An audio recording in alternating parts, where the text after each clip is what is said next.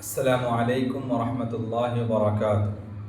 الحمد للہ رب العالمین والصلاة والسلام علی رسولہ الامین وعلی آلہ وصحبہ اجمعین وبعد فاعوذ باللہ من الشیطان الرجیم بسم اللہ الرحمن الرحیم۔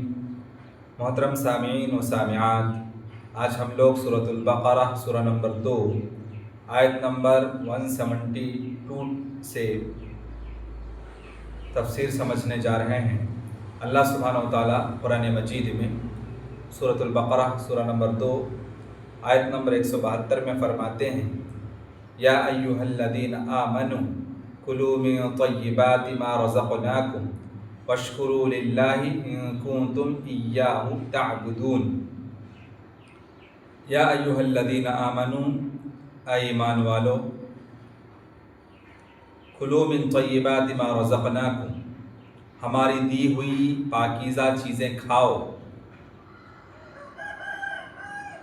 واشکروا للہ ان کنتم ایاہ تعبدون، اور اگر تم لوگ صرف ایک اللہ کی عبادت کرتے ہو تو اس کی نعمت کا شکر ادا کرو۔ واشکروا للہ، اللہ کا شکر ادا کرو، ان کنتم ایاہ تعبدون، اگر تم لوگ ایک اللہ کی عبادت کرتے ہو۔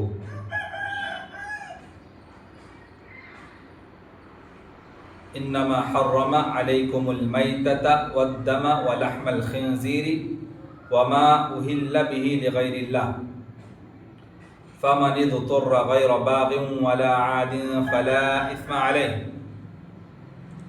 ان اللہ غفور رحیم۔ یقیناً اللہ سبحانہ و تعالیٰ نے تم پر حرام کر دیا ہے مردہ جانور کو، میتۃ مردہ جانور کو، مردار کو، والدم اور خون کو، ولحم الخنزیر سور کا گوشت، وما اہل به لغیر اللہ، اور ہر وہ چیز حرام کی ہے تمہارے لیے اللہ سبحانہ و تعالیٰ نے جو اللہ کو چھوڑ کر غیر اللہ کے نام سے کیا جائے۔ ہر وہ چیز تم پر اللہ سبحانہ و تعالیٰ نے حرام کی ہے جو اللہ کو چھوڑ کر غیر اللہ کے نام سے کیا جائے یا دیا جائے، یعنی ذبح کیا جائے یا دیا جائے۔ فمن اضطر غیر باغ ولا عاد فلا اثم علیہ،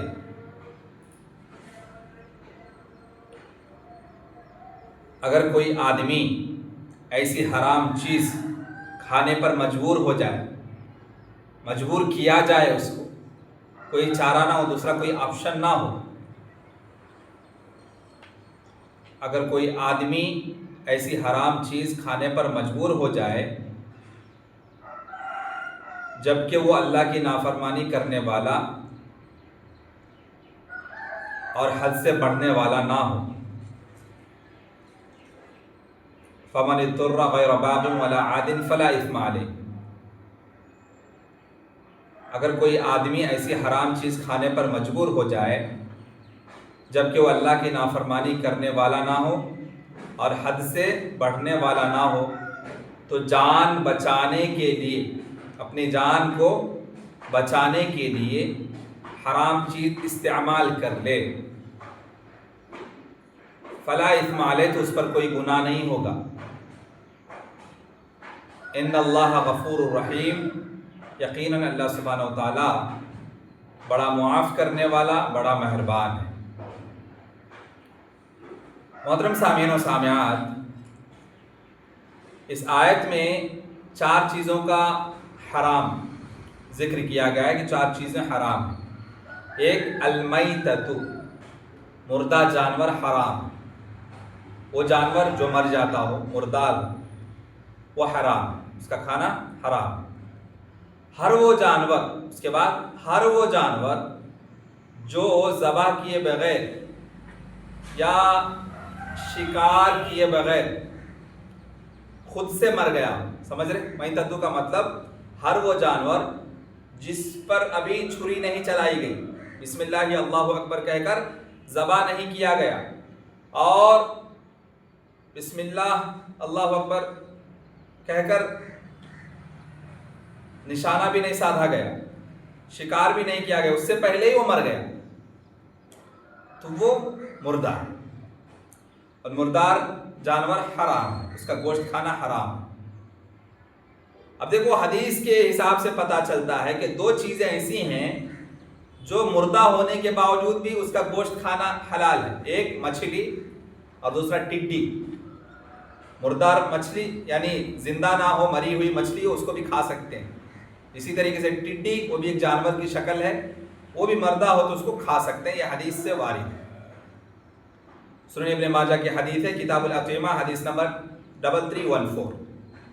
اس حدیث سے ثابت ہوتا ہے کہ دو مردار چیزیں، مری ہوئی چیزیں کھانا جائز ہے، ایک مچھلی، دوسرا ٹڈی۔ بقیہ جتنی بھی مردار چیزیں ہیں، جس کو ذبح کرنے سے پہلے وہ مر گیا یا شکار کرنے سے پہلے وہ مر گیا، تو پھر اس کو نہیں کھائیں گے، وہ ہمارے لیے حرام کہلائے۔ اس کے بعد دوسری چیز والدم،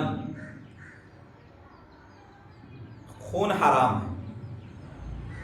ہر وہ خون جو جانور کو ذبح کرتے وقت تیزی سے اس کے جسم سے نکلتا ہے، ہر وہ خون جب جانور کو ہم چھری سے ذبح کرتے ہیں، تیز دھاری چیز سے جب ہم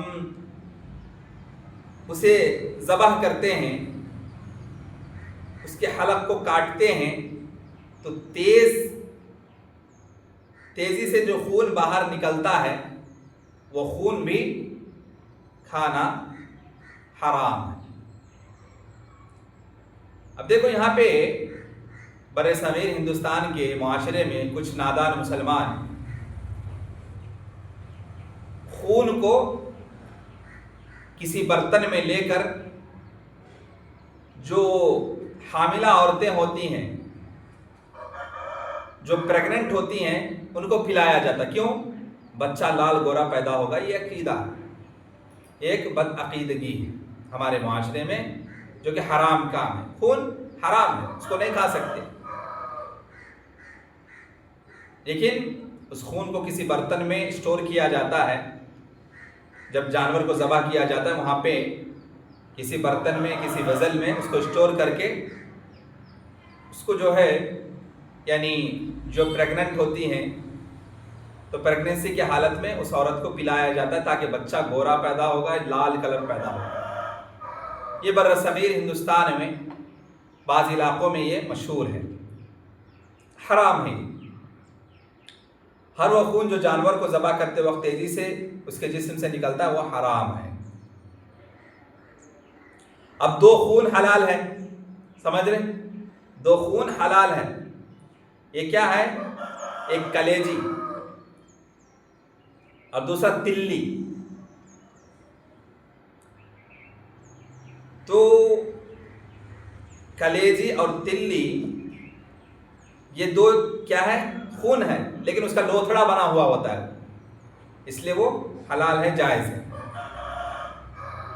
ابن ماجہ کے حدیث، کتاب الاطعمہ، حدیث نمبر 3314، حدیث صحیح ہے۔ تیسری بات اس میں جو بتائی گئی حرام چیز، ولحم الخنزیر،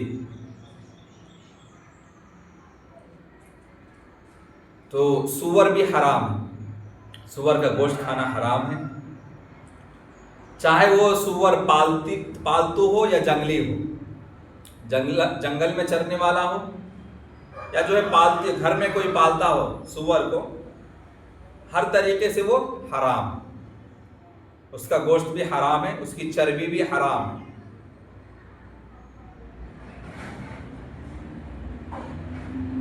فمن اضطر غیر باغ ولا عاد فلا اثم علیہ ان اللہ غفور رحیم۔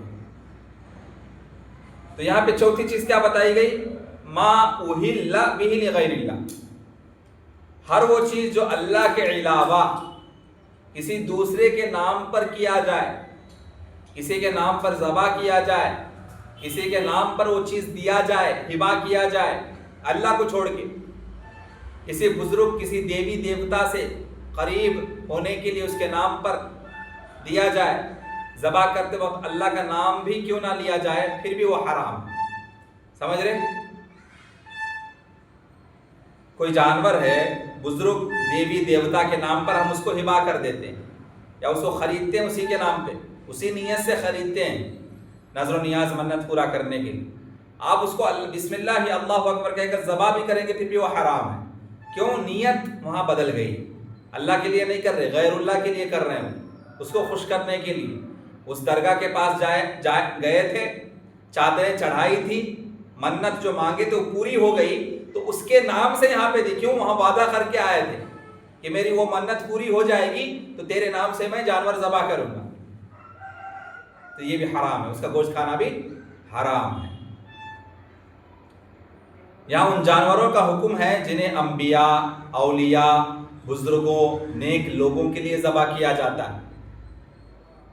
اب دیکھو جی، حرام چیز کو حلال یعنی اس کو استعمال کر سکتے ہیں، حرام چیز کو استعمال کر سکتے ہیں، 3 کنڈیشن ہے اس کی۔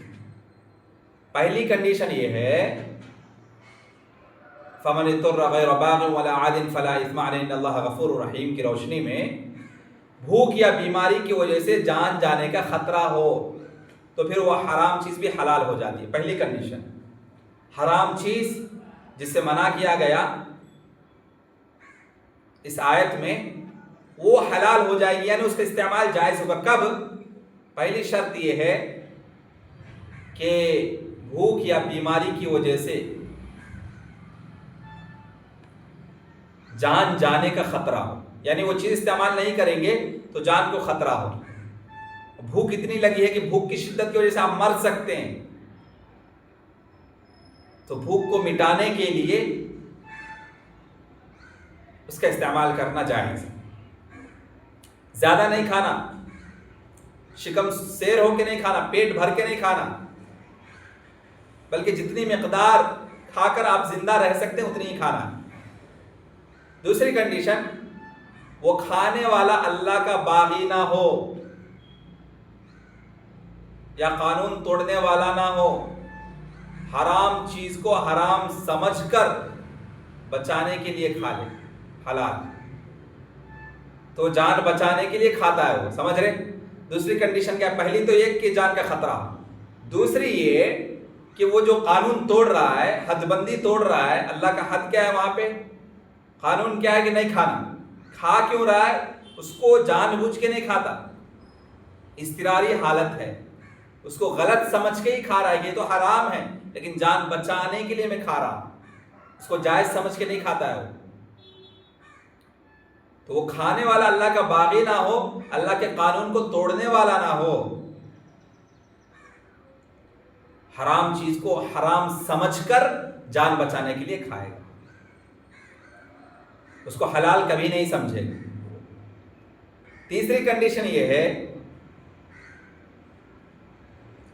جان بچانے کے لیے کھایا جائے، جان جانے کے لیے نہیں کھانا، جان بچانے کے لیے کھایا جائے، جان بنانے کے لیے نہیں، یعنی شکم سیر ہو کے پیٹ بھر کے نہیں کھانا ہے، جتنی مقدار جتنے لقمے آپ کھائیں گے جان آپ کی بچ سکتی ہے اتنا ہی کھانا، پیٹ بھر کے آسودہ ہو کے نہیں کھانا ہے، مزے لے کر نہیں کھانا ہے اس کو، بس اتنا ہی کھائے جس سے اس کی جان بچ جائے۔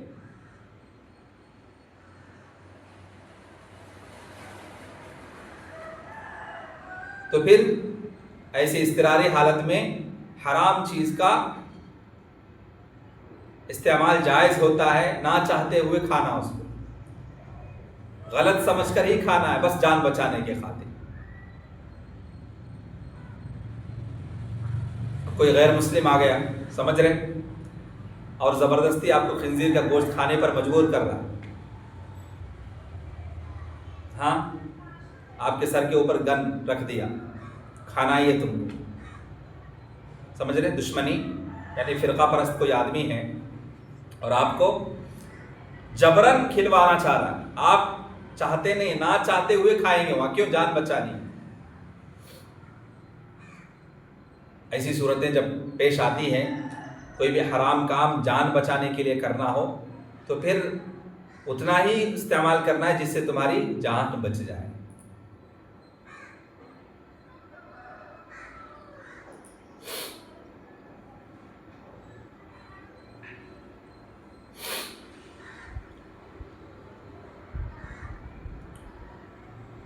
اللہ سبحانہ وتعالی فرماتے ہیں یا ایھا الرسل کلوا من الطیبات واعملوا صالحا، اے رسولوں پاک چیزیں کھاؤ اور نیک کام کرو۔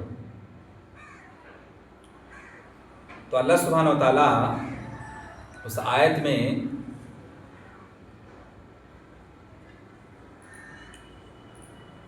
جو ہم سے فرما رہے ہیں کہ وَاشْكُرُوا لِلَّهِ إِن كُنتُمْ إِيَّاهُ تَعْبُدُونَ، وَاشْكُرُوا لِلَّهِ إِن كُنتُمْ إِيَّاهُ تَعْبُدُونَ۔ تو یہاں شکر گزاری کا مطلب ہے نیک اعمال کرنا۔ اس آیت سے پتہ چلتا ہے یا ایھا الرسل کلوا من الطیبات واعملوا صالحا، اے رسولوں پاک چیز کھاؤ اور نیک کام کرو۔ تو وہاں وَاشْكُرُوا لِلَّهِ إِن كُنتُمْ إِيَّاهُ تَعْبُدُونَ، اللہ کا شکر گزار بنو اگر تم اللہ کو معبود برحق جانتے ہو، اللہ کی سچی عبادت کرتے ہو۔ تو پتہ چلا کہ شکر بجا لانے کا مطلب اس آیت میں عبادت کرنا ہے، نیک کام کرنا ہے۔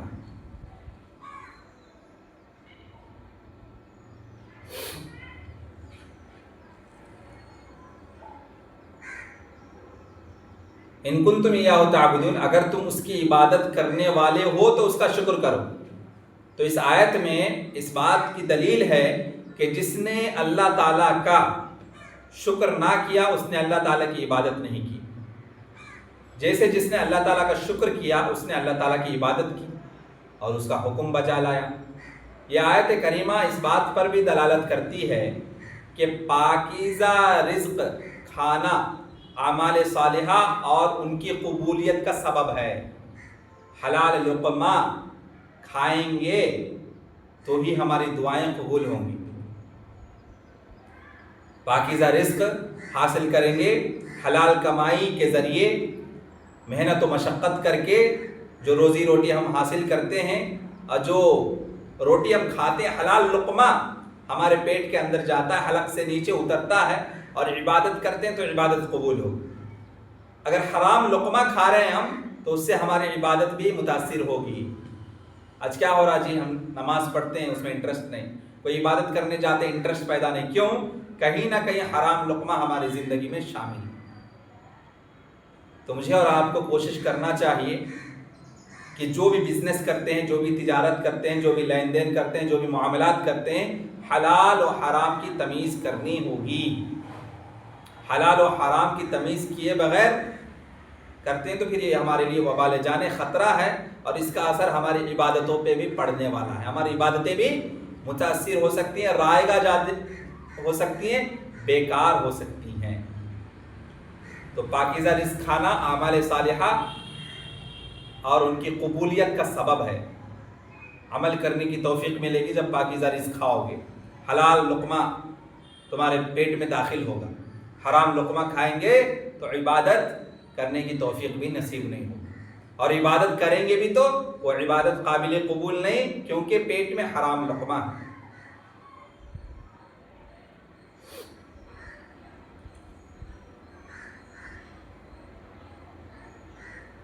اللہ سبحانہ و تعالیٰ اس سے پہلے جو ہے فرمایا کہ جتنے بھی طیبات ہیں، پاکیزہ چیزیں ہیں، اس کی اباحت کا ذکر کیا کہ جب تک اس کے سلسلے میں حرام کی کوئی دلیل نہ آ جائے تب تک تم اس کو کھا سکتے ہو۔ یہاں اللہ سبحانہ و تعالیٰ خاص کر دیا کہ تمہارے لیے یہ چیزیں حرام ہیں، اس سے بچو۔ انما حرم علیکم المیتہ، اللہ نے تم پر صرف مردار حرام کیا۔ تو مردار سے مراد وہ جانور جو شرعی طریقے سے ذبح کیے بغیر مر جائے، تو وہ ناپاک ہے، خراب ہونے کی بنا پر ہمارے جسم کو بھی نقصان۔ سائنٹیفکلی بھی آپ دیکھیں گے تو مردار جانور کھانا جائز نہیں ہے۔ انسان کو ہیلتھ ایشوز ہو سکتے ہیں، اس کی جسم خراب ہو سکتی ہے، بیماریاں لاحق ہو سکتی ہیں، اور انسان کی بیماری میں اضافہ بھی ہوتا ہے۔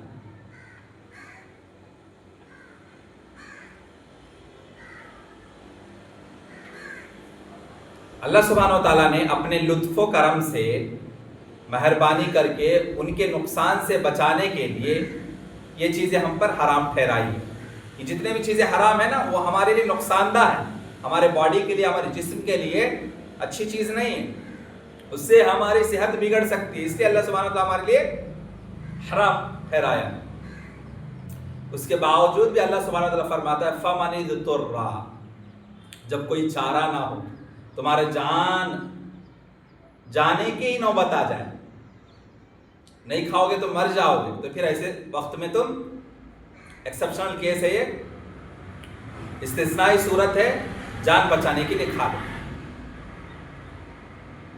یعنی بھوک مری کی وجہ سے تم مر سکتے ہو،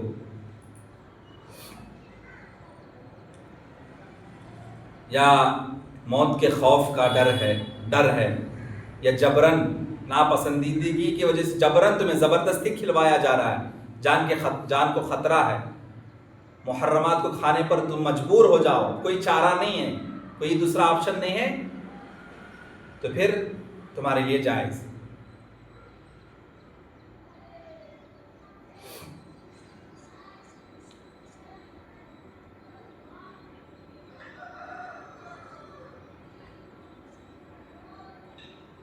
اس کے بعد اللہ سبحانہ و تعالیٰ فرماتے ہیں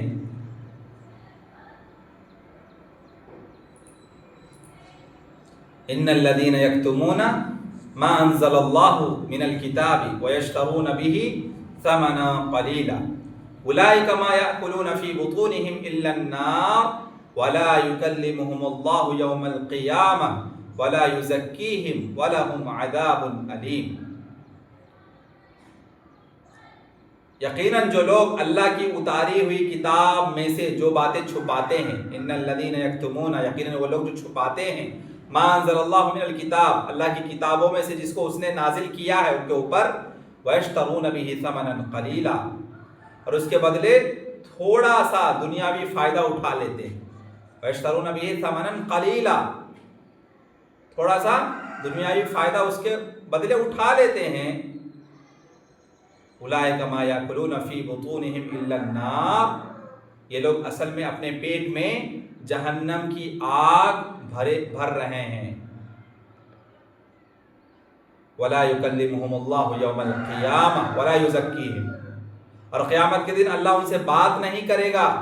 ولا یزکیہم، اور نہ ہی انہیں گناہوں سے پاک کرے گا. ولہم عذاب علیم، قیامت کے دن کے لیے دردناک عذاب ہوگا.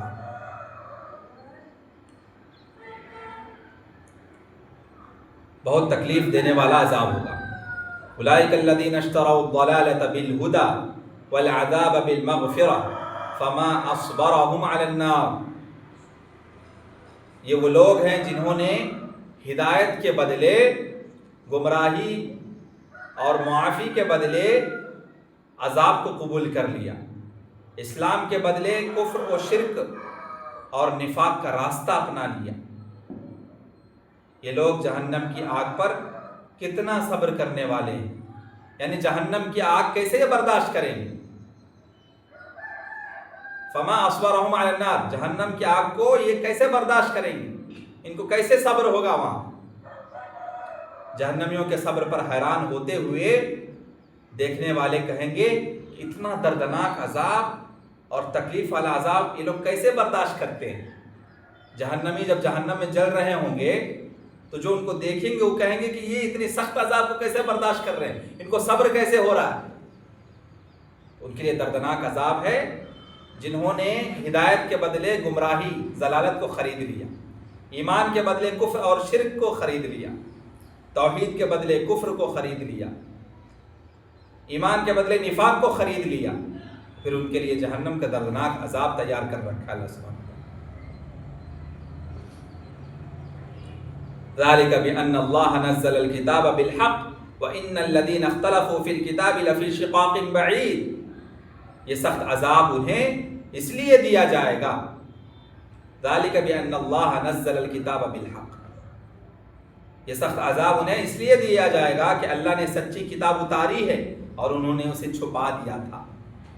انہوں نے، یعنی پچھلی سابقہ جو آیت ہے اس سے لنک اپ ہے یہ، تو پچھلی آیت میں جو کتاب میں اتاری گئی چیزوں کو چھپانے کا ذکر ہے نا، اس کے بارے میں کہ یہ سخت عذاب انہیں اس لیے دیا جائے گا کہ اللہ نے سچی کتاب جو ان پر نازل کی تھی انہوں نے اسے چھپا دیا، اس کی تعلیمات کو فراموش کر دیا۔ وَإِنَّ الَّذِينَ اخْتَلَفُوا فِي الْكِتَابِ لَفِي شِقَاقٍ بَعِيدٍ، اور جو لوگ اس کتاب میں اختلاف کرتے ہیں، جھگڑتے ہیں، یقیناً وہ حق کی مخالفت میں، حق کا انکار کرنے والے لوگ ہیں، بہت دور نکل گئے ہیں، وہ حق کی دشمنی میں بہت آگے چلے گئے ہیں۔ لفی شقاق بعید، وہ لوگ بہت دوری والی مخالفت میں پڑے گئے ہیں، وہ حق کی دشمنی میں بہت آگے چلے گئے ہیں، اسلام کی دشمنی میں بہت دور چلے گئے ہیں۔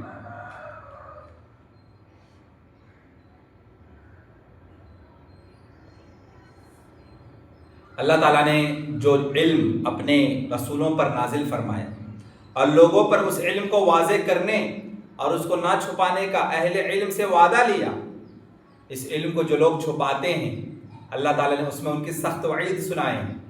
جو لوگ اس علم کے بدلے دنیاوی مال، دنیاوی ساز و سامان حاصل کرتے ہیں اور علم کو بیچ دیتے ہیں، یعنی حرام اور حلال کا جو فتویٰ دیتے ہیں نا، تو اپنے پیٹ پالنے کے لیے، بزنس چلانے کے لیے فتویٰ دیتے ہیں، ان کو خوش کرنے کے لیے اور ان سے پیسے لوٹنے کے لیے فتویٰ دیتے ہیں۔ حلال و حرام کی تمیز نہیں ہوتی، ان کو خوش جو مالدار لوگ ہیں ان کو خوش کرنے کے لیے ان کے مرضی کے مطابق فتویٰ دیتے ہیں اور اصل علم کو چھپا لیتے ہیں۔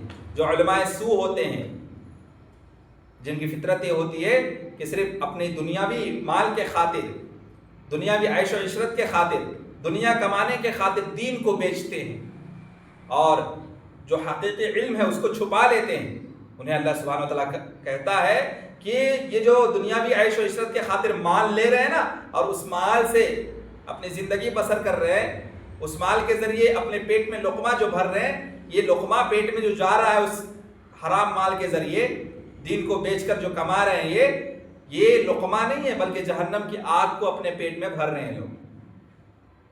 اللہ سبحانہ وتعالیٰ سخت وعید سنایا یہاں پہ۔ انہی لوگوں کے بارے میں اللہ تعالیٰ نے فرمایا ما یاکلون فی بطونہم الا النار، یہ اپنے پیٹوں میں جہنم کی آگ بھر رہے ہیں، یعنی حرام کمائی۔ حرام کمائی کیسے؟ فتویٰ دیتے، غلط فتویٰ دیتے۔ وہ مالدار آدمی، اس کا جو پارٹی والا آدمی ہوتا ہے، اس کو خوش کرنے کے لیے، رضامند کرنے کے لیے اس کے مطابق، اس کے مرضی سے اس حساب کے فتوے دیتے ہیں، حلال و حرام کی تمیز نہیں کرتے، شریعت کی کوئی پرواہ نہیں کرتے ہیں۔ تو پھر ان کو جو پیسہ مل رہا ہے نا، اس کے عوض میں جو معاوضہ لے رہے ہیں وہ بدلے میں، وہ اس کا مطلب یہ ہے کہ وہ بدلہ جو لے رہے ہیں، وہ جو معاوضہ لے رہے ہیں، پیسہ جو لوٹ رہے ہیں، اپنے پیٹ میں جہنم کی آگ کو بھر رہے ہیں۔ اس لیے کہ یہ لوگ یہ قیمت اللہ کے آیت کو بیچ کر کھایا ہے، کمائی کی، اور یہ انہیں بدترین اور انتہائی حرام طریقے سے کمایا ہے، لہٰذا ان کی جزا بھی ان کے عمل کے برابر ہی ہوگا۔ وَلَا يُكَلِّمُ اللَّهُ يَوْمَ الْقِيَامَةِ، اور اتنا ہی نہیں کہ قیامت کے دن ایسے لوگوں سے اللہ سبحانہ وتعالیٰ گفتگو بھی نہیں کرے گا، بات چیت بھی نہیں کرے گا، اللہ تعالیٰ ان سے ناراض ہوگا اور ان سے اللہ سبحانہ وتعالیٰ منہ پھیر لے گا، اللہ کا دیدار بھی ان کو نصیب نہیں ہوگا، اور یہ چیز ان کے لیے جہنم کی آگ سے بھی بڑھ کر ہوگی۔ وَلَا يُزَكِّيهِمْ، اور نہ ان کو پاک کرے گا، اللہ معاف بھی نہیں کرے گا ان کو۔ اللہ سبحانہ وتعالیٰ رحم و کرم کے ذریعے گناہوں کو معاف کرے گا نا قیامت میں، ان لوگوں کو معافی بھی نہیں ملے گی۔ وَلَا يُزَكِّيهِمْ، اللہ تعالیٰ ان کو اخلاق، یعنی گندے اخلاق رذیلہ سے پاک نہیں کرے گا، اس لیے کہ ان کے اعمال ایسے نہیں ہوں گے جو ان کو جنت میں لے جائیں۔ اللہ تعالیٰ انہیں اس لیے پاک نہیں کرے گا کہ انہوں نے ایسے اسباب اختیار کیے، اللہ کو ناراض کیا، دین کو بیچ کر کمایا کھایا۔ تو پتہ چلا کہ تزکیہ کا سب سے بڑا سبب کتاب اللہ پر عمل کرنا ہے، اس کی تعلیم پر عمل کرنا ہے، اس کے تعلیم کو جیسا ہے ویسے پہنچا دینا ہے۔ کتمان علم حرام ہے، علم کو چھپانا نہیں۔ آپ کے پاس علم ہے، کوئی آپ کے پاس آ کے پوچھتا ہے تو فوراً جتنے علم آپ کے پاس ہے دلائل کے روشنی میں ان کو سمجھا دینا۔ کتمان علم حرام ہے، غلط فتویٰ بھی نہیں دینا۔ تو جو علم ہم حاصل کرتے ہیں اس پر عمل بھی کرنا ہے اور اس کی دعوت و تبلیغ بھی کرنا ہے، اور لوگوں کو سکھانا بھی۔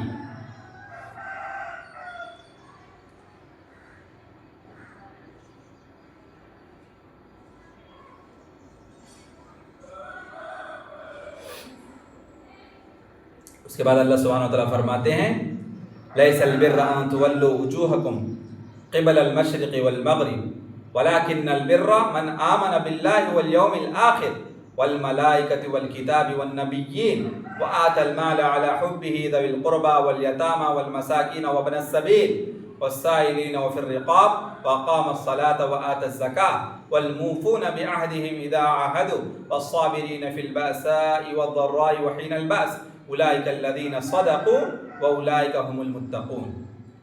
اصلی اور حقیقی نیکی یہ نہیں، لیس البر، اصل بر کا مطلب ہوتا ہے نیکی، نیکی کا کام، خیر کا کام۔ اصلی اور حقیقی نیکی، بھلائی کا کام یہ نہیں کہ تم اپنے چہرے مشرق اور مغرب کی طرف کر لو، بلکہ اصلی حقیقت ولیکن البر من آمن باللہ، بلکہ اصلی اور حقیقی نیکی بھلائی کا کام یہ ہے، خیر کا کام یہ ہے کہ آدمی اللہ پر ایمان لائے، من آمن باللہ والیوم الآخر، آخرت کے دن پر ایمان لائے، والملائکتی اور فرشتوں پر ایمان لائے، والکتاب اور کتاب اللہ پر ایمان لائے، والنبیین اللہ کے رسولوں پر ایمان لائے، وآت المال علی حبہ ذوی القربى والیتامى والمساکین وابن السبیل والسائلین وفی الرقاب، اور اسی طریقے سے اللہ کی محبت میں اپنا مال، اللہ کی محبت کے لیے، اللہ کی رضامندی حاصل کرنے کے لیے، اللہ کی خوشنودی حاصل کرنے کے لیے خلوص اللہیت کے ساتھ اپنا مال رشتہ داروں، یتیموں، مسکینوں، مسافروں، مانگنے والے، سائل مانگنے والے، اور قید اور جیل سے آزاد کرنے میں، جو قیدی ہوتے ہیں ان کو جیل سے آزاد کرنے میں خرچ کریں، گردن آزاد کرنے میں، غلام کو آزاد کرنے میں، اپنے مال کو اللہ کی خوشنودی حاصل کرنے کے لیے خرچ کرے۔ اور اس کے بعد کیا ہے؟ وَأَقَامَ الصَّلَاةَ، اور نبی کریم صلی اللہ علیہ وسلم کے بتائے ہوئے طریقے کی جیسی نماز کی پابندی کرے، وَآتَى الزَّكَاةَ، اور زکوٰۃ ادا کرے۔ اور اصلی نیکی یہ بھی ہے وَالْمُوفُونَ بِعَهْدِهِمْ إِذَا عَاهَدُوا، جب وعدہ کریں تو اس وعدہ کو پورا کریں، یہ بھی خیر ہے، بھلائی کا کام ہے، اصلی نیکی، حقیقی نیکی کا کام۔ اس کے بعد والصابرین فی البأساء والضراء وحین البأس، اور تنگی کے وقت میں، تکلیف کے وقت میں، جنگ کے وقت میں صبر کریں۔ اولئک الذین صدقوا واولئک هم المتقون، یہی لوگ ایمان میں، کہنے میں، عمل کرنے میں، ایمان میں، قول میں، فعل میں، کہنے میں، عمل کرنے میں سچے لوگ ہیں۔ یہ لوگ جو یہ نیکی کا کام کر رہے ہیں نا، یہی لوگ سچے لوگ ہیں، اور یہی لوگ اللہ سے ڈرنے والے لوگ ہیں۔ تو متقین کی کیا کیا صفات ہو سکتے ہیں، کچھ کا تذکرہ اس میں ہوا۔ تو اصل نیکی، حقیقی نیکی کیا ہے؟ بعض نیکیوں اور بھلائی اور خیر کے کام کا تذکرہ ہوا اس میں۔ پہلے تو ارکان ایمان کے بارے میں کہا گیا کہ اللہ پر ایمان لانا، اللہ کے آخرت پر ایمان لانا، اسی طریقے سے فرشتوں پر ایمان لانا، کتاب اللہ پر ایمان لانا، رسولوں پر ایمان لانا۔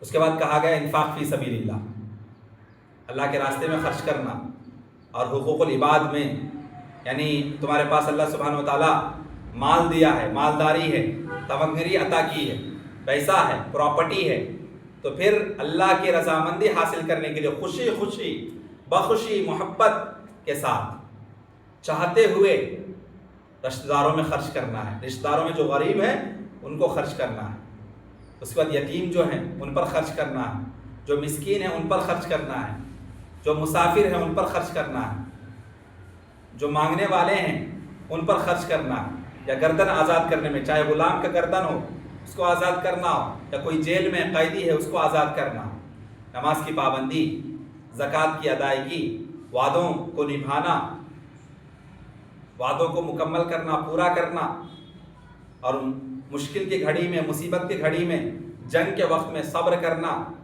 یہ ساری چیزیں ایمان کی دلیل ہیں، اور یہ متقین کی صفات ہیں، یہ اللہ والوں کی صفات ہیں، اور یہی اصل میں حقیقی معنوں میں خیر کا کام، بھلائی کا کام، نیکی کا کام ہے۔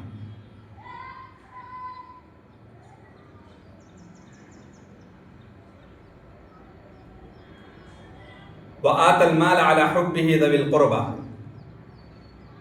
یعنی مال کو عطا کرنا ہے چاہتے ہوئے، کس میں؟ رشتہ داروں میں.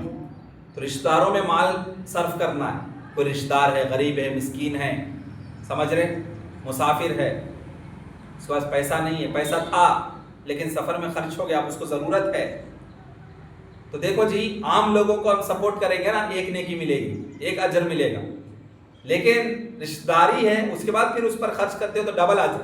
ایک تو صلہ رحمی کا، رشتہ داری نبھانے کا، رشتہ داری کے حق کو ادا کرنے کا، دوسرا نیکی، وہ جو نیکی کا کام کر رہے ہیں، بھلائی کا کام جو ہم صدقہ خیرات کرتے ہیں اس کا، تو ڈبل اجر ملتا ہے. رشتہ داروں کو دینے میں ڈبل اجر ملتا ہے. نبی کریم صلی اللہ علیہ وسلم نے فرمایا سب سے بہترین صدقہ وہ ہے ایسے رشتہ دار پر خرچ کیا جائے جو تم سے نفرت کرتا ہے. سبحان اللہ.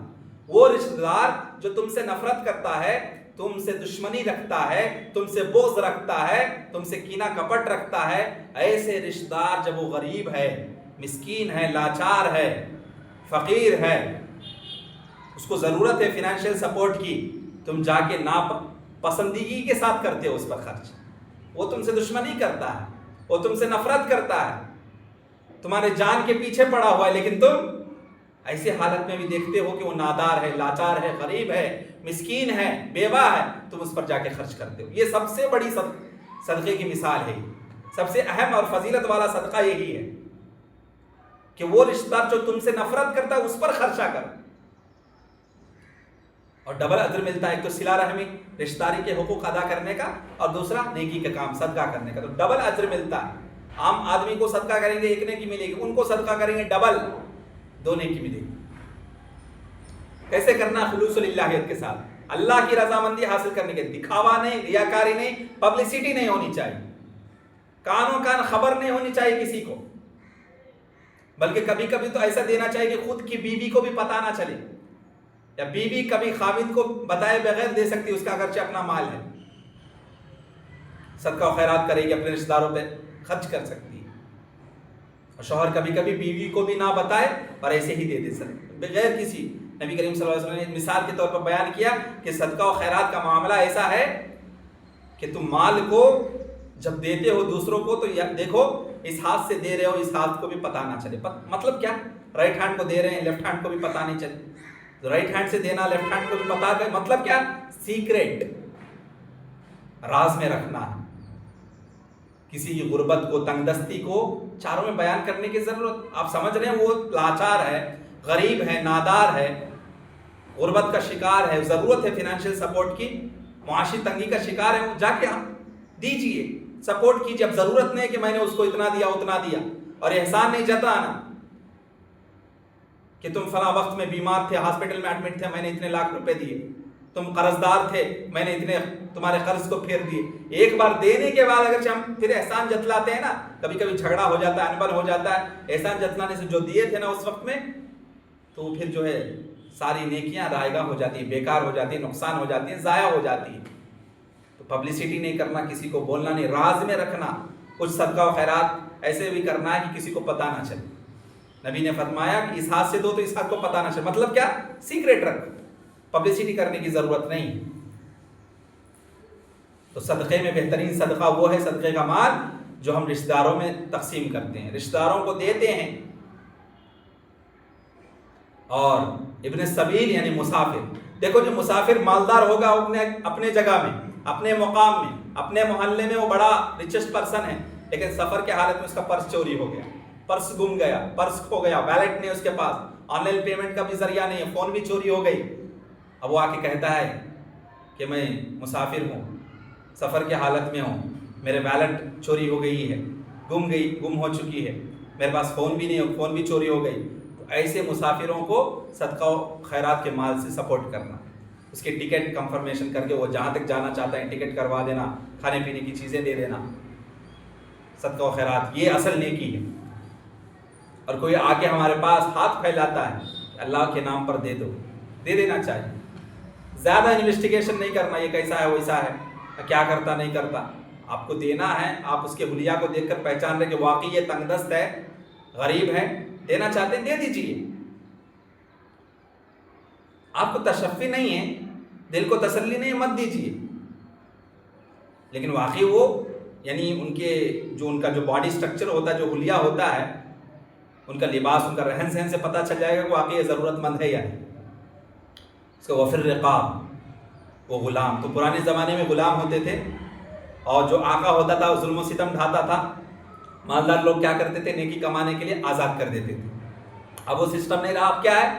بے گناہ لوگ، بے قصور لوگ، معصوم لوگ جیل کے سلاخوں کے پیچھے پڑے ہوئے ہیں. آپ کے پاس صدقہ و خیرات کا مال ہے.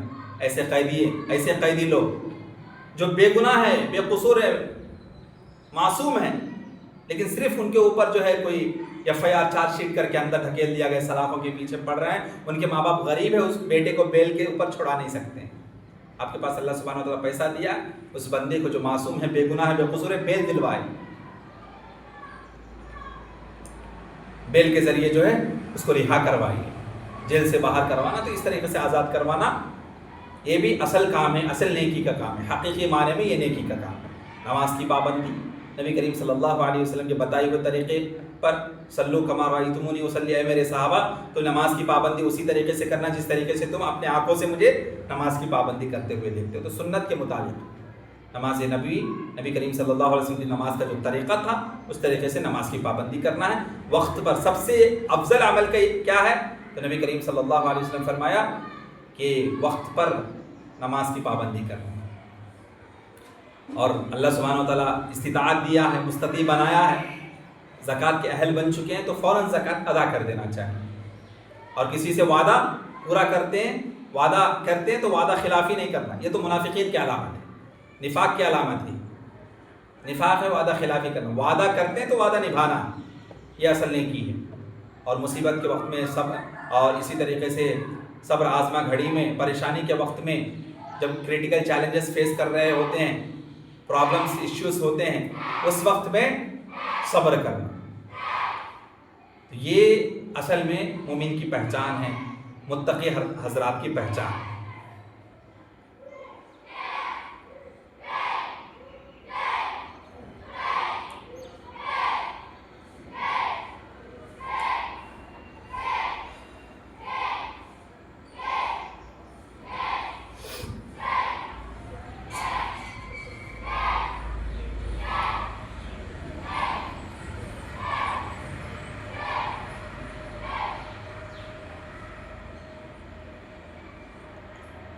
لیس البر ان تولوا وجوہکم قبل المشرق والمغرب. نیکی یہ نہیں کہ تم مشرق یا مغرب کی طرف منہ کر لو، یعنی وہ نیکی نہیں ہے جو بندوں سے مطلوب ہے، جس کے بارے میں اس کثرت سے بحث و مباحثہ کی مشقت برداشت کی جائے، جس سے سوائے دشمنی کے، مخالفت کے کوئی کچھ کام نہیں، الٹا جہنم میں جاتا ہے بندہ. یہ آیت نبی کریم صلی اللہ علیہ وسلم کی اس حدیث کی مثال ہے. نبی کریم صلی اللہ علیہ وسلم نے فرمایا کہ لیس الشدید بالسرعۃ انما الشدید الذی یملک نفسہ عند الغضب. طاقتور وہ نہیں جو کشتی میں طاقتور ہے، بلکہ حقیقت میں طاقتور وہ ہے جو غصے کے وقت میں اپنے غصے کو کنٹرول کرتا ہے. ولیکن البر من آمن باللہ، لیکن نیکی تو یہ ہے جو اللہ پر ایمان لے آئے. اللہ پر ایمان لانے کا تقاضا کیا ہے کہ اللہ کے بتائے ہوئے طریقے کے مطابق زندگی گزارنا، شرعی تعلیمات کے روشنی میں زندگی گزارنا، قرآن کی ہر آیت پر ایمان رکھنا اور قرآن کے ہر آیت کو تصدیق کرنا، قرآن کے ہر آیت پر عمل کرنا.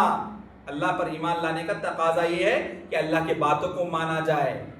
کچھ کو مان لینا، کچھ کو چھوڑ دینا نہیں، ہر بات کو ماننا، ہر آیت کی تصدیق کرنا، ہر آیت کو تسلیم کرنا، ہر آیت کے مطابق اس کی روشنی میں زندگی گزارنا. یہ اللہ پر ایمان لانے کا تقاضا ہے. اس کے بعد والیوم الآخر، آخرت کے دن پر ایمان لانا. آخرت سے متعلق یعنی قبر میں جو احوال ہونے والی ہیں، اس کی قبر کی جو ہولناکیاں ہیں، قبر میں جو سوالات ہونے والے ہیں، ہاں، قبر کی جو برزخ کی زندگی ہے، اس کے بعد آخرت، جنت و جہنم، یہ جتنی بھی چیزیں ہیں برزخ کی زندگی کے تعلق سے، جو غیب کی باتیں، ہر اس چیز پر ایمان لانا ہے. موت، قبر کے مراحل، برزخ کی زندگی کے مراحل، آخرت، جنت و جہنم، جزا و سزا کا فیصلہ، یہ ساری چیزوں پر ایمان رکھنا اور قیامت کی تیاری کرتے ہوئے زندگی گزارنا. آخرت پر ایمان لانے کا مطلب کیا ہے کہ آخرت میں کامیاب ہونے کے تعلق سے تیاری کرتے ہوئے زندگی گزارنا. وَلْتَنْظُرْ نَفْسٌ مَا قَدَّمَتْ لِغَدٍ. تم میں کا ہر آدمی اس کوشش میں رہے کہ کل قیامت کے لیے میں نے کیا کچھ تیار کر رکھا ہے، کل قیامت کے لیے کیا توشہ میں نے تیار کر رکھا ہے. یعنی آخرت کی زندگی میں کامیاب ہونے کے لیے تم نے کتنی کوششیں کی ہیں اس کے بارے میں سوچتے ہوئے زندگی گزارنا. یہ ہے آخرت پر ایمان لانے کا تقاضا. فرشتوں پر ایمان لانے کا مطلب کیا ہے؟ یہ قرآن و حدیث میں فرشتوں کے تعلق سے جتنے بھی صفات بیان کیے گئے ہیں اس کو سچ سمجھنا، اس پر ایمان لانا. اور اللہ کی کتابوں پر ایمان لانے کا مطلب کیا ہے کہ اللہ نے رسول اللہ صلی اللہ علیہ وسلم کے اوپر جو قرآن مجید کو نازل کیا ہے اس کی روشنی میں زندگی گزارنا. تو کتاب اللہ پر ایمان لانے کا تقاضا یہ ہے کہ کتاب اللہ کے تمام آیت کو ماننا، تسلیم کرنا، اس کی تصدیق کرنا، اس کی روشنی میں عمل کرنے کی کوشش کرتے رہنا، ایک آیت کی بھی خلاف ورزی نہیں کرنا. اور جتنے بھی کتاب کتب مقدسہ ہیں تمام پر ایمان رکھنا ضروری ہے. عمل ہوگا تو صرف قرآن کی روشنی میں. نبیین اور انبیاء کرام علیہ السلام پر ایمان لانا ضروری ہے، اور ان میں سب سے افضل اور خاتم الانبیاء محمد صلی اللہ علیہ وسلم پر خاص طور پر ایمان لانا ضروری ہے.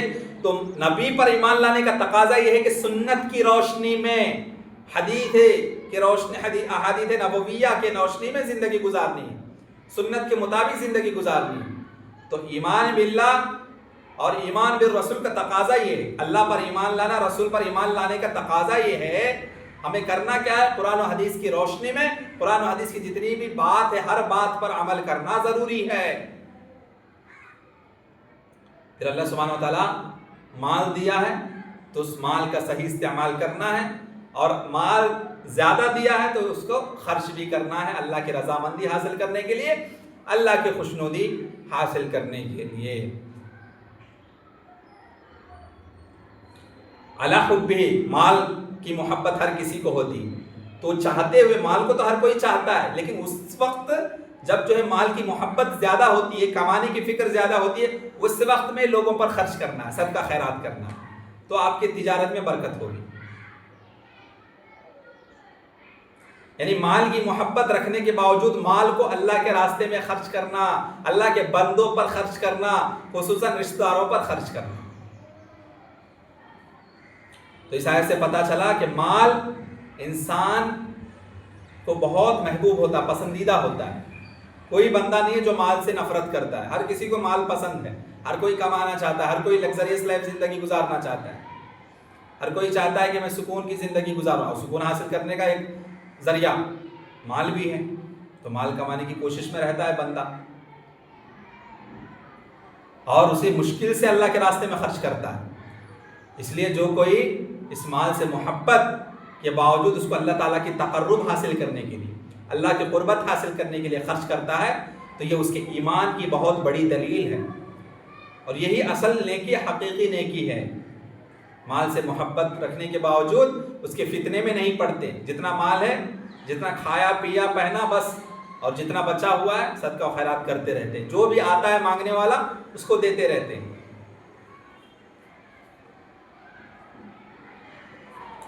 اللہ سبحانہ وتعالیٰ فرماتے ہیں لن تنالوا البر حتى تنفقوا مما تحبون، کہ اللہ سبحانہ وتعالیٰ تمہارے نیکیوں کو ہرگز قبول نہیں فرمائے گا یہاں تک کہ تم جس کو زیادہ پسند کرتے ہو ویسے مال کو دوسروں میں تقسیم کرو.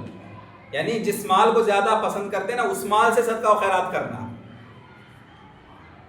تم اس وقت تک نیکی حاصل نہیں کر سکتے جب تک کہ تم ان چیزوں میں سے خرچ نہ کرو جن سے تم زیادہ محبت کرتے. وہ مال تمہیں جو زیادہ پسند ہے، وہ پراپرٹی، اس پراپرٹی میں سے صدقہ و خیرات کرو، تبھی اللہ سبحانہ وتعالیٰ تمہارے صدقہ خیرات کو قبول فرمائے گا. تو وہ لوگ جو مال سے محبت رکھنے کے باوجود اللہ کی رضامندی حاصل کرنے کے لیے اللہ کے بندوں پر خرچ کرتے ہیں، اللہ کے راستوں میں خرچ کرتے ہیں، انہی کے صدقہ خیرات کو اللہ سبحانہ وتعالیٰ قبول فرماتا ہے. اور یہی اصل نیکی، حقیقی نیکی ہے.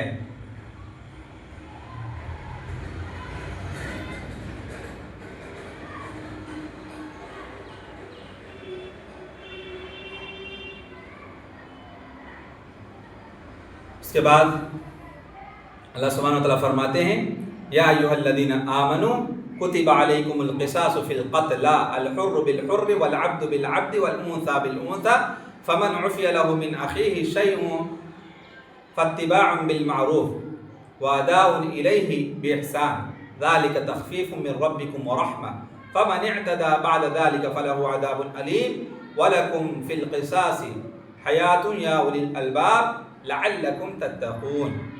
اے ایمان والو، جو ناحق قتل کیے گئے ہیں ان کے بارے میں تمہارے اوپر قصاص بدلہ لینا فرض کیا گیا۔ یا ایھا الذین آمنوا کتب علیکم القصاص فی القتل، اے ایمان والو جو ناحق قتل کیے گئے ہیں ان کے بارے میں تمہارے اوپر قصاص لینا، بدلہ لینا، قصاص کا مطلب ہوتا ہے بدلہ لینا، فرض کیا گیا ہے۔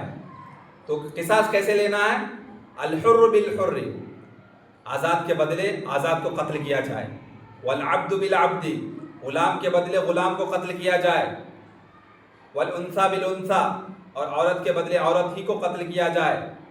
فمن عفی له من اخیہ شیء فاتباع بالمعروف واداء الیہ باحسان۔ پھر اگر قاتل کو اس کے مقتول بھائی کے قصاص میں سے کچھ معاف کر دیا جائے تو مقتول کے ورثہ دیت کے مطالبے میں نرمی سے کام لیں۔ دیت جب دینی ہوتی ہے کہ اب جان کے بدلے جان نہیں، دیت دے دوں گا میں، جو ہے کچھ پراپرٹی یا کچھ یعنی اس کے عوض میں جو ہے میں اماؤنٹ دے دوں گا یا کوئی جو ہے پراپرٹی دے دوں گا، تو اس کے معاملے میں جب اس کے ورثہ میں تقسیم کرنی ہوتی ہے تو ورثہ سے کہا جا رہا ہے کہ اگر جان کے بدلے جان تم نہیں لینا چاہتے تو جو پیسہ یا جو رقم یا جو اماؤنٹ یا جو چیز پراپرٹی تمہیں وہ دے رہا ہے اس میں تم کیا ہے، نرمی سے کام لو، نرمی سے مطالبہ کرو، اور قاتل اس کی ادائیگی اچھی طرح سے کر دے۔ ہاں، فاتباع بالمعروف واداء الیہ باحسان، تو معروف طریقے سے تم دیت لو ان سے، اور قاتل کو چاہیے کہ وہ بھی جب ادا کرے گا پراپرٹی یا جو چیز جو ہے اپنے جان کے بدلے وہ دینا چاہتا ہے اس کو وہ اچھے طریقے سے ادا کرے گا۔ ذالک تخفیف من ربکم ورحمہ، اور یہ تمہارے رب کی طرف سے ایک قسم کی آسانی ہے اور رحمت ہے، تخفیف آسانی، اور یہ تمہارے رب کے جانب سے آسانی ہے، رحمت ہے۔ فمن اعتدى بعد ذلك فله عذاب علیم، اور اب جو کوئی اس کے بعد زیادتی کرے گا، فمن اعتدى بعد ذلك فله عذاب علیم، اس کے بعد بھی کوئی زیادتی کرتا ہے، یعنی معاف کر دینے کے بعد، دیت لے لینے کے بعد قاتل کو قتل کرتا ہے کوئی، معاف بھی کر دیا، جان کے بدلے جان نہیں لیا، اسے پراپرٹی لے لیا، وہ جتنا کہتا ہے اتنا اماؤنٹ دے دی، دیت بھی ادا کر دی گئی، اس کے بعد پھر جا کے وہ جو قاتل ہے اس کو اس کے خاندان والے جا کے قتل کر دیتے، مار دیتے، بات قاتل کو قتل کر دے، معاف کر دینے کے بعد بھی دیت وصول کرنے کے باوجود پھر جا کے اس کو قتل کر دے کوئی، تو اس کے لیے بڑا دردناک عذاب ہے۔ ہاں، فمن اعتدى بعد ذلك فله عذاب علیم، تو قاتل دیت بھی ادا کر چکا ہے، پھر جا کے اس قاتل کو اس کے ورثہ اس کے خاندان والے جا کے مار دیتے ہیں، تو پھر ایسے لوگوں کے لیے دردناک عذاب ہے۔ وَلَكُمْ فِي الْقِصَاصِ حَيَاةٌ يَا أُولِي الْأَلْبَابِ لَعَلَّكُمْ تَتَّقُونَ۔ اور اے عقل والو، قصاص بدلہ لینے میں ہی تمہارے لیے زندگی ہے، شاید کہ تم اس کی وجہ سے قتل سے بچتے رہو گے، شاید کہ تم ڈرنے والے ہو جاؤ گے۔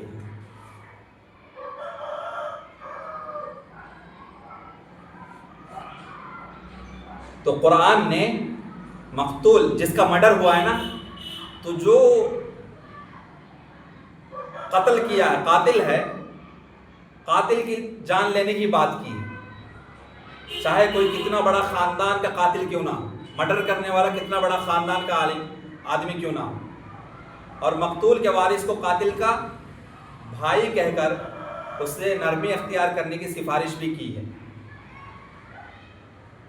کہ جو مقتول کے رشتہ دار ہیں، جو قاتل کا بھائی کہہ کر اسے نرمی سے اختیار کرنا ہے، قصاص معاف کر دے، اگرچہ وہ قصاص یعنی جان کے بدلے جان، وہ چاہتا ہے کہ مجھے چھوڑ دو میں پراپرٹی دے دوں گا تو معاف کر دینا چاہیے، تو قصاص معاف کر دے یا دیت لے لے، یا تو معاف کر دے یا تو اس کے بدلے میں بس کوئی دیت لے لو، جتنا دینا چاہتا ہے، کیا دینا چاہتا ہے، دیت جتنی ہوتی ہے فکس جتنا کرتے ہیں قاضی اس وقت وہ دیت لینا چاہیے، اور جان کی دیت کیا ہے دیت؟ 100 اونٹ ہے. یعنی کوئی کہتا ہے مجھے معاف کر دو، آپ جو اس کے خاندان والے اس کو معاف کر دیتے ٹھیک، نہیں ہم معاف نہیں کریں گے، دیت چاہیے. دیت کتنا ہے؟ ایک جان کے بدلے 100 اونٹ یا اس کے برابر قیمت، اس کا اماؤنٹ لے لیں گے. یعنی آپ کے بھائی کا قاتل کوئی ہے تو آپ کا بھائی کا قاتل اگرچہ کوئی آدمی ہے تو اس آدمی کو قتل کر دیا جائے گا. اس کو قصاص کہتے ہیں، بدلے جان کے بدلے جان. وہ کہتا ہے کہ مجھے معاف کر دو، آپ معاف کرنا چاہے تو معاف کر دیجئے. دیت لینا میں دیت دوں گا کہتا ہے تو 100 اونٹ لینا، اور 100 اونٹ اگرچہ نہیں لیں گے تو 100 اونٹ کے برابر اس کی جو قیمت ہوتی ہے مارکیٹ ویلیو اتنے قیمت و دیت دے گا. اس کے بعد اس کو ہم چھوڑ دیں گے.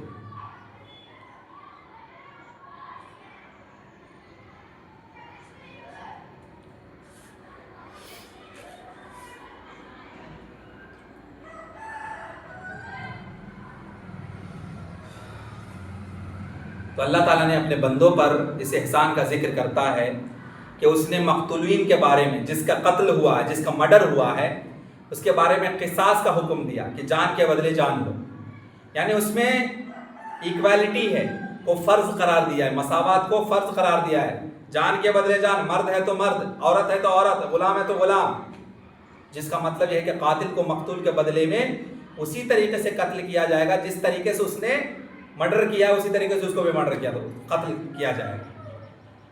یہ بندوں کے درمیان عدل و انصاف کا دنیا میں تقاضا ہے. یہ اسلام سکھاتا ہے کہ کوئی ناحق کسی کا قتل کرتا ہے تو خاندان والے اس کا بھی قتل کریں گے. یعنی قاضی ہوگا، اسلامی حکومت ہوگی، اسلامی حکومت ہوگی، اسلامی شریعت نافذ ہوگی. وہاں جج کے سامنے جائیں گے، قاضی صاحب کے سامنے جائیں گے اور معاملہ پیش کریں گے. قاضی صاحب فیصلہ سنائیں گے تو اس کے خاندان والے کیا کریں گے؟ اسلامی شریعت، جب اسلامی حکومت میں، اسلامی کنٹری میں یا جہاں اسلامی شریعت کا نفاذ ہے وہاں جو قاضی صاحب ہوں گے وہ فیصلہ سنائیں گے. تو اگرچہ قصاص کا فیصلہ ہوگا تو پھر جان کے بدلے جان. اور وہ کہتا ہے کہ جان کے بدلے جان نہیں، مجھے معاف کر دو، معاف کرنا چاہے تو معاف کر دے. نہیں دیت تو دیت 100 اونٹ ہے، 100 اونٹ نہیں دے گا تو اس کے برابری کا پیسہ وہ وصول کریں گے. تو یہ دنیا میں عدل و انصاف کا اسلام کا ایک پیمانہ ہے. تمام اہل ایمان پر یہ فرض ہے، حتیٰ کہ قاتل کے اولیاء خود قاتل پر بھی، کہ جب مقتول کا ولی قصاص کا مطالبہ کرے اور قاتل سے قصاص لینا ممکن ہو تو مقتول کے ولی کی مدد کی جائے. اور یہ کہ ان کے لیے جائز نہیں کہ وہ اس حد کے درمیان حائل ہوں. مقتول کے وارث کو بدلہ لینے سے روکے، کسی کو روکنا نہیں. اگرچہ کوئی مقتول کا وارث خاندان والا ہے اور وہ قصاص چاہتا ہے کہ مجھے جان کے بدلے ہی جان چاہیے، تو پھر اسے جا کے بہلانا، پھسلانا، رقم دینا، پیسہ دینا، پیسے کی لالچ دینا نہیں کرنا، یہ گناہ ہے. اگر وہ جان کے بدلے جان چاہتے ہیں خاندان والے، جان کے بدلے جان ہی لینا. کوئی اس کو اکسائے گا نہیں یا پیسے کی لالچ نہیں دے گا.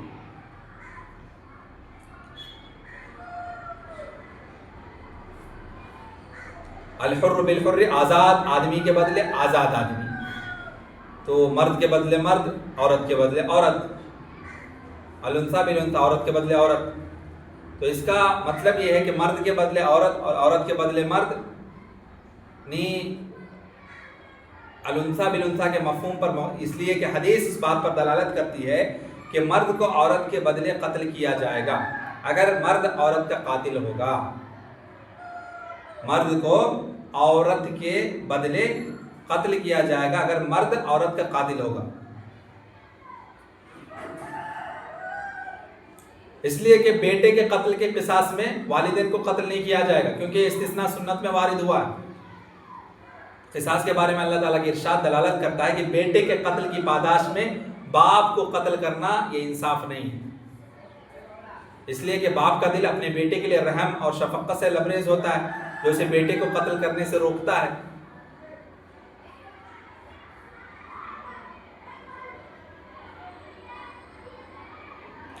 اور بعض اہل علم الانثى بالانثى کے مفہوم سے استدلال کیا ہے کہ عورت کے قصاص میں مرد کو قتل کرنا جائز نہیں ہے.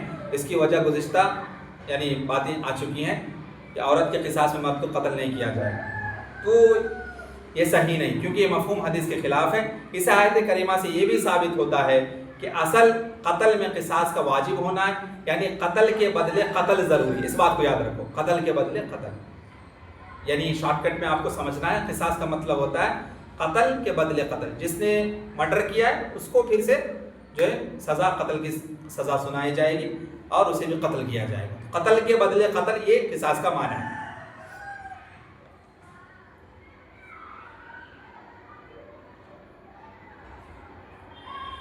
فمن عفی لہ من اخیہ شیء، اگر اس قاتل کو اس کے مقتول بھائی سے کچھ معاف کر دیا جائے، یعنی جو اس کے خاندان والے ہیں معاف کرنا چاہے تو اس کو معاف کر سکتے ہیں. مقتول کا ولی قاتل کو معاف کر کے دیت قبول کر لے، یا مقتول کے جو خاندان والے ہیں کوئی شخص قاتل کو معافی کر دے، تو اس صورت میں قصاص ساقط ہو جائے گا. اب بدلہ نہیں لیا جائے. کیوں؟ خاندان والے معاف کر دیں. کچھ خاندان والے ایسے ہوتے ہیں کہ اب ہمارے خاندان والے بندہ زندہ ہی نہیں ہے تو اس کو قتل کر کے ہم کو کیا خوشی ملے گی، تو معاف کر دیتے. تو ایسا کرنا بھی ٹھیک ہے، یہ انسانیت ہے. نہیں بدلہ لینا چاہے تو پھر وہ جیسا بدلہ لینا چاہتے ویسا بدلہ. جان کے بدلے جان لینا چاہتے تو جان دے دیں گے، قاضی وہاں فیصلہ سنائیں گے. نہیں اگرچہ دیت لینا چاہتے تو 100 اونٹ کے برابر ان کو قیمت ادا کی جائے گی.